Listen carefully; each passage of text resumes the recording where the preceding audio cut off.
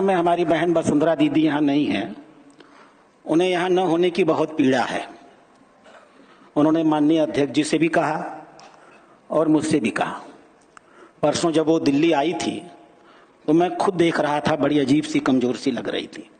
मैंने उनसे पूछा भी आज अध्यक्ष जी से कि वसुंधरा दीदी इतनी कमज़ोर क्यों लग रही थी। यह उनका कार्यकर्ता बोध था। हमारा एक विधायक, हमारा दुर्भाग्य है हमारे बीच में आज नहीं है, वो उससे मिलने गई।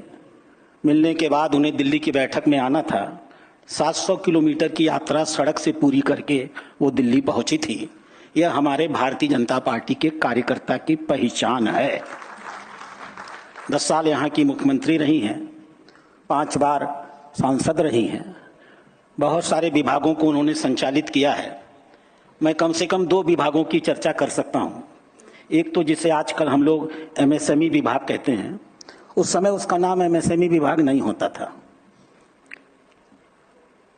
खरीदी और टेंडर में गरीब और छोटे व्यवसायियों के माल को खरीदने की प्राथमिकता दी जाए। बड़े उद्योगपतियों को या सरकार को भी छोटे उद्योगपतियों के उत्पाद को खरीदने की बाध्यता की जाए। पहली बार यह रिजर्वेशन इस देश में वसुंधरा जी ही लेकर के आई थी जब वो केंद्रीय राज्य मंत्री थी,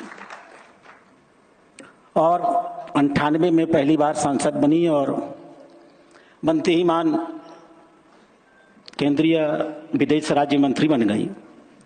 मैंने कहा ना, पूत के पैर पालने में नजर आते हैं।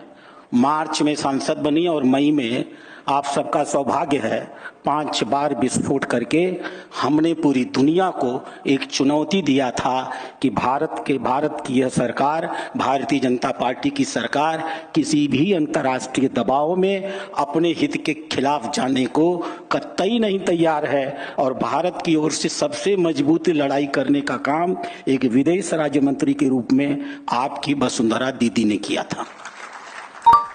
मैं उनके ऊपर और उनकी उपलब्धियों पर भी बोलूं तो बोलता रह जाऊंगा। कभी मौका आएगा तो उन पर भी हम लोग विस्तार से चर्चा करेंगे। हक है उनका, बहुत कुछ दिया है उन्होंने इस राजस्थान को। भारतीय जनता पार्टी को हमेशा उनका एहसान मानना चाहिए। कम से कम एक योजना की चर्चा मैं जरूर कर दूंगा, नहीं तो विषयांतर हो जाएगा।